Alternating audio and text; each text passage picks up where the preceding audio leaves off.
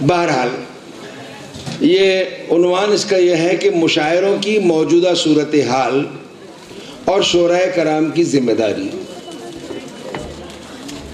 بات اگر عنوان سے شروع کی جائے تو یوں ہوگی کہ مشاعروں کی موجودہ صورتحال ناگفتہ بے ہے بس، لیکن مشاعرے کی عظمت رفتہ کے جائزے کے بغیر بات یک طرفہ ہو کر رہ جائے گی۔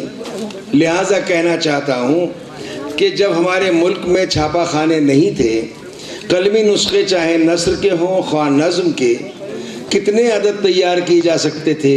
جو تیار کیے بھی جاتے تو بادشاہوں اور نوابوں کی لائبریریوں کی زینت ہو کر رہ جاتے، عوام الناس کی دسترس سے دور۔ نثر بادشاہوں کی تاریخ یا سوانح تک محدود تھی، لیکن اشعار کی ترسیل، منظومات کی اشاعت کا ذریعہ شعری نشستیں ہوتی، جن کا انعقاد کبھی کسی باذوق بادشاہ کے دربار میں ہوتا، کبھی نوابین کی کوٹھیوں میں۔ اکثر نشستیں شورائے کرام کے دولت قدوں پر بھی ہوتی۔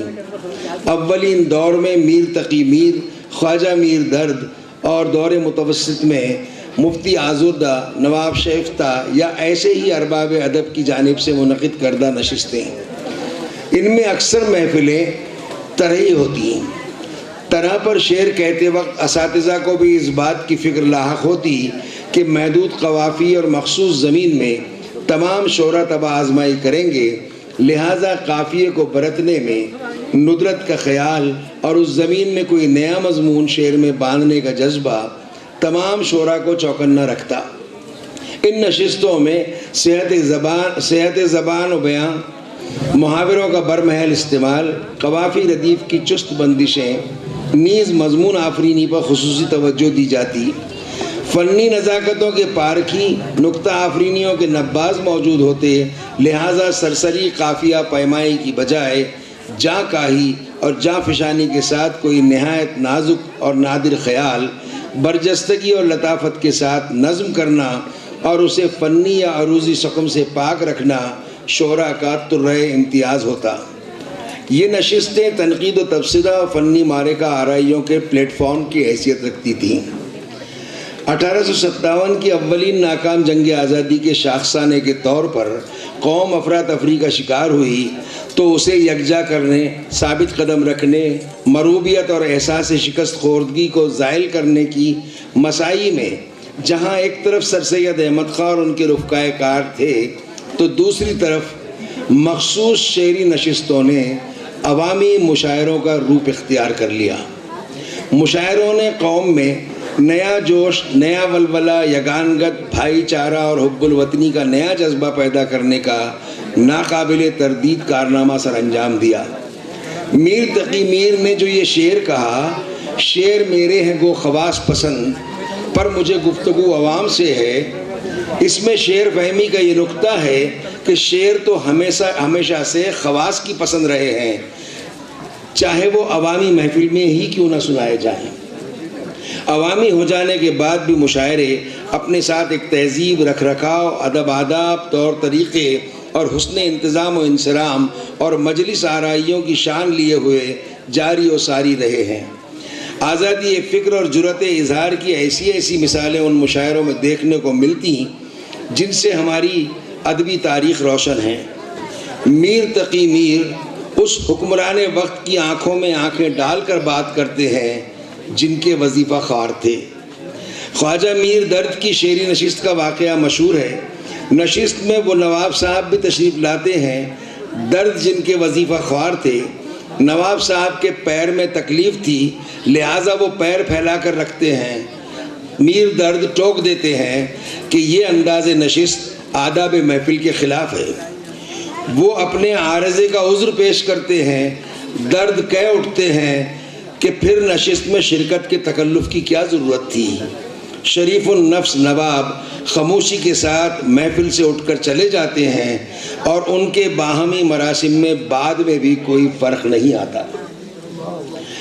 غالب دربار شاہی میں تخت شاہی کے روبرو کہہ سکتے ہیں، ایک کھیل ہے اورنگ سلیماں میرے نزدیک، دور کیوں جائیے 70 کی دہائی میں جب غالب صدی کی تقریبات کی باڑھ آئی ہوئی تھی، حکومت وقت نے جشن غالب کے لیے لال قلعے میں مشاعرے کا اہتمام کیا۔ وزیر اعظم ہند نے صدارت فرمائی تھی۔ ساحل ادیانوی کا مشاعرے کا دعوت نامہ صرف اس لیے منسوخ کر دیا گیا کہ خفیہ ذرائع سے ساحر کی نظم جشن غالب کی بھنک ارباب اقتدار کے کانوں میں پڑ گئی تھی۔ چند ہی روز بعد سخن فہم حضرات نے حکومت کی ضد میں لال قلعے کے باہر مشاعرے کا انعقاد کروایا۔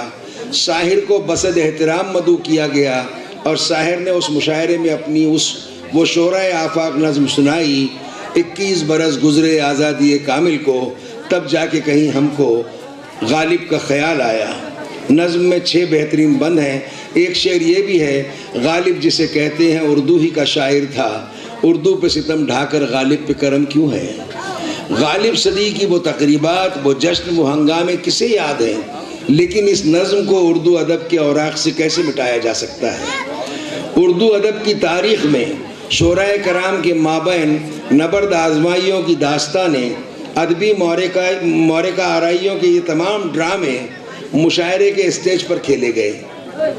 آتش و ناسخ، انیس و دبیر، غالب و ذوق، چکبست و شرر جیسے ادبی سرماؤں کی چشمکیں زبان و بیان کی ایسی نزاکتوں اور لطافتوں سے پردے ہٹاتی ہیں کہ عقل حیران رہ جاتی ہے۔ برسر مشاعرہ کیے جانے والے اعتراضات اور نکتہ چینیوں کا خوف اساتذہ کو بھی سہل پسندی اور آسان روی سے باز رکھتا۔ ان مشاعروں میں شامل ماہرین فن صرف اعتراضات ہی نہیں کرتے تھے، بلکہ حوصلہ افزائی بھی اسی طرح کی ہوتی تھی۔ کئی بار ایسا ہوا کہ طرحی مشاعرے میں کسی مبتدی شاعر نے کلام سنایا، اساتذہ نے پسندیدگی کا اظہار کرتے ہوئے اپنی غزلیں چاک کر ڈالی کہ اس سے اچھی غزل ہمارے پاس نہیں ہے۔ بہرحال 20ویں صدی کی 5ویں دہائی تک ہمارے مشاعروں کا معیار بلند رہا۔ ترنم سے پڑھنے والے حفیظ جالندھری، جگر مراد آبادی، مجروح سلطان پوری اور ماہر القادری جیسے شاعر تھے، تو تحت اللفظ کلام سنانے والے یگانہ چنگیزی، فراق گورکھ پوری، جوش ملی آبادی، سیما اکبر آبادی اور فیض احمد فیض جیسے فنکار بھی۔ ترنم کو تو خیر عوام میں مقبول ہونا ہی تھا، مگر تحت اللفظ پڑھنے والے شعراء کی مقبولیت بھی کم نہ تھی۔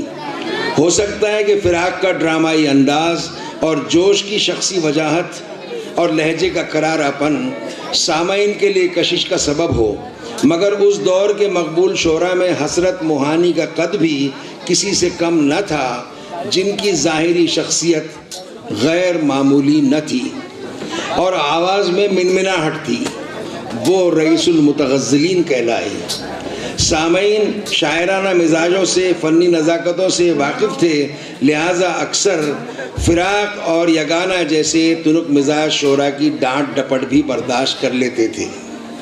پھر رفتہ رفتہ شمالی ہندوستان کے اردو کے مراکز کہلانے والے علاقوں میں اردو جاننے والے نہ رہے، تو مشاعروں پر وہ کیفیت بھی گزر گئی کہ لوگ فیض سے فرمائش کرنے لگے کہ وہ مہدی حسن کی غزلیں سنائیں، اور شہریار سے کہا گیا کہ وہ امراؤ جان والی غزل ترنم سے پڑھیں۔ اردو سے دوری کے سبب نکتہ سنجی اور شعر فہمی کا فقدان ہو گیا۔ رفتہ رفتہ معاشرے میں عموماً اور مشاعروں میں خصوصاً مفاد پرستی کا رجحان جڑ پکڑ گیا۔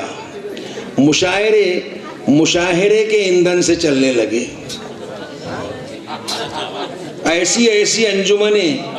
ایسی انجمنیں جو مارکیٹنگ کی ماہر تھیں اور ایسے افراد جو ادبی بچولیوں کی حیثیت رکھتے تھے مشاعروں کے ٹھیکے لینے لگے۔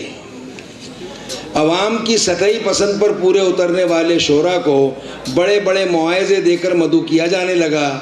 شعراء نے بھی بجائے اس کے کہ وہ عوام کے ذوق کی تربیت کرتے، شاعری کی سطح سے اتر کر عوامی سطح پر آ کر آن پبلک ڈیمانڈ شعر کہنے شروع کر دیے کہ انہیں صرف اپنے لفافے سے مطلب تھا یا پھر اگلے مشاعروں کے جگاڑ کی فکر۔ ملک زادہ منظور احمد نے اپنی ایک تحریر میں ایک المیہ بیان کیا ہے کہ ایک مشاعرے میں انہوں نے فیض احمد فیض کے نام پر لوگوں کو 3 بجے رات تک روکے رکھا اور جب فیض مائک پر آئے تو 2-3 مصروں کے بعد ہی مشاعرے کا پنڈال خالی ہو گیا۔ بتائیے کہ فیض کے ہم قد و ہمسر شعراء آج ہمارے پاس کتنے ہیں؟ اور خیر فیض کی عظمت کو اس سے کیا فرق پڑتا ہے، لیکن اس واقعے سے سامعین کے ذوق اور معیار سماعت کی پستی کا اندازہ ہو جاتا ہے۔ دیگر پیشہ ور شعراء نے نئے نئے حربے مشاعروں میں شروع کر دیے۔ کوئی اپنے ٹورنٹو، نیو یارک، گلف ممالک اور اردو کی دیگر نئی بستیوں کے مشاعروں میں شرکت کے حوالے دینے لگا۔ کوئی عوام کو تالیوں سے استقبال کرنے کے لیے اکسانے لگا۔ شعر سے پہلے غیر ضروری تمہید اور ہر شعر پر سامعین سے داد کا تقاضا کہ مجھے لگنا چاہیے کہ آپ کے شہر میں سخن فہموں کے شہر میں شعر پڑھ رہا ہوں، وغیرہ وغیرہ۔ بہرحال دبئی کی اسٹیج کے گلیمر کہلانے والی شاعرات کی کھیپ تو اللہ کی پناہ۔ دبئی کے ایک بین الاقوامی مشاعرہ برائے خواتین میں ہمارے مراد آباد کی بین الاقوامی شہرت یافتہ شاعرہ سے ناظم، بہت احتیاط سے سنیے، بہت پیارا جملہ آئے گا اس میں، کہ دبئی کے بین الاقوامی مشاعرہ برائے خواتین میں ہمارے مراد آباد کی بین الاقوامی شہرت یافتہ شاعرہ سے ناظم مشاعرہ سوال کرتا ہے کہ محترمہ آپ کیا فرما رہی تھیں؟ مراد آباد کی کون سی شے مشہور ہے؟ ظروف اور؟ تو محترمہ ایک ادائے دلبرانہ کے ساتھ لب کشائی فرماتی ہیں، جی وہ برتن۔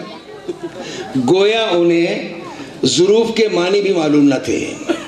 شاعرات اسٹیج پر ایسی اخلاقی سطحیت کا مظاہرہ کرنے لگیں کہ سنجیدہ مزاج سامعین نے مشاعروں میں جانا چھوڑ دیا۔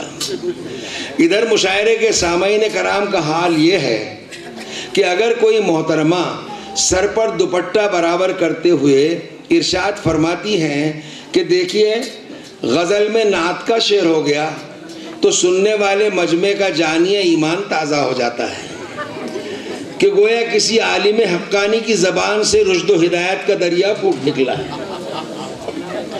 داد کے نام پر وہ ہنگامہ ہوتا ہے کہ اللہ دے اور بندہ لے۔ کچھ شعراء ہندی میں لکھ کر لاتے ہیں کہ انہیں اردو آتی ہی نہیں، کچھ لکھوا کر لاتے ہیں، کسے پتا ہے کس کا کلام ہے، کون پڑھ رہا ہے۔ اگر اندازے کی غلطی سے ڈاکٹر صاحب اگر اندازے کی غلطی سے کوئی سنجیدہ شاعر مشاعرے میں آ گیا تو مشاعرے کا گرگ بارہ دیدہ نقیب مشاعرہ اسے کسی انتہائی مترنم اور عوامی پسند کے شاعر کے بعد یا کسی مزاحگو کے بعد جس نے مشاعرے کے غیر سنجیدہ ماحول کو مزید پراگندہ کر رکھا ہو، مائک پر بلا کر اس کی مٹی پلیت کروا دیتا ہے۔ ذوق ایسا ہو گیا ہے کہ لوگ اشعار سے زیادہ نقیب مشاعرہ کی غیر ضروری لفاظی نیز لطیفہ بازی کے طلبگار ہوتے ہیں۔ پچھلے 30-35 برسوں میں مشاعروں کی کیفیت قوالی یا مجرے کی محفل کی سی ہو کر رہ گئی۔ مشاعرہ سننے سے زیادہ دیکھنے کی چیز ہو کر رہ گیا۔ حالت ظاہر اب تو یہ ہے کہ وہ شعراء بھی مشاعروں کی موجودہ صورتحال کی شکایت کرنے لگے جن کا مشاعروں کی مبینہ درگت میں سب سے زیادہ حصہ تھا۔ اب وہ اپنی بوئی ہوئی فصل کاٹ رہے ہیں۔ ایسا بھی نہیں ہے کہ ہم اس صورتحال سے مایوس ہو کر بیٹھ جائیں، اب بھی موقع ہے۔ ہمیں اپنے مشاعروں کی عظمت رفتہ کو بحال کرنے کی جدوجہد کرنی چاہیے۔ کل انشاءاللہ اس کے سلسلے میں یہ پہلا قدم جانی بھائی کی طرف سے جو شعراء کرام کل کلام پڑھیں گے، انشاءاللہ آپ دیکھیں گے کہ مشاعرہ کیسے ہوا کرتا ہے۔ اس میں سب سے بڑی ذمہ داری شعراء کرام پر عائد ہوتی ہے۔ متشاعروں کو برداشت نہ کریں، جن کے سلسلے میں یقین ہے کہ شعر نہیں کہتے انہیں مدعو نہ کریں۔ سامعین کی سطح پر اترنے کی بجائے ان کے مذاق سخن اور مزاج سماعت کو شاعری کے معیار تک بلند کرنے کی سعی مشکور کی جائے۔ بعض اوقات سامعین کرام کی بھی ذمہ داری ہے کہ مشاعروں میں پھکڑ پن اور سستی شہرت کے حربوں کو برداشت نہ کریں۔ تالیاں پٹوانے والوں کی حوصلہ شکنی کی جائے، داد کو داد کے درجے میں رکھا جائے، بے داد نہ ہونے دیں۔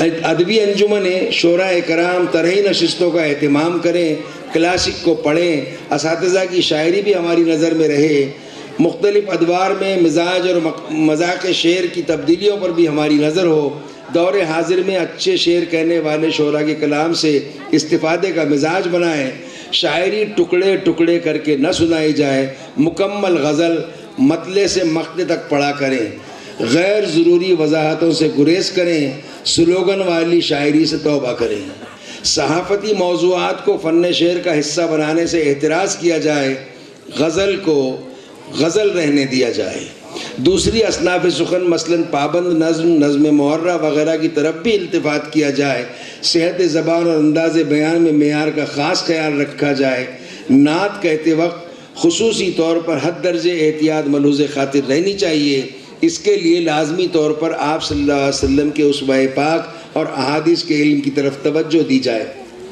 یہ بھی سچ ہے کہ اچھا فنکار ہونے کے لیے، اچھا شاعر ہونے کے لیے اچھا انسان ہونا ناگزیر ہے، اچھا انسان ہونے کے لیے اچھی صحبتوں کا ہونا لازمی۔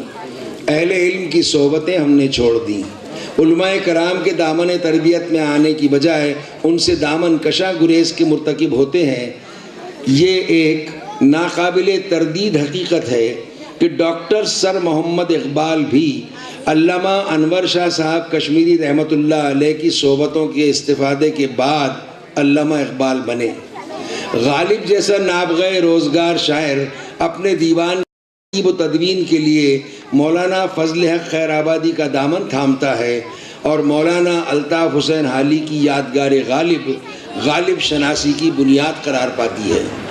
قرآن کے درک، احادیث سے استفادے اور اساتذہ کے کلام سے مستفید ہوئے بغیر قلم اٹھانا غیر دانش مندانہ فعل ہے۔ مطالعے کی اہمیت سے کسی صورت انکار نہیں کیا جا سکتا۔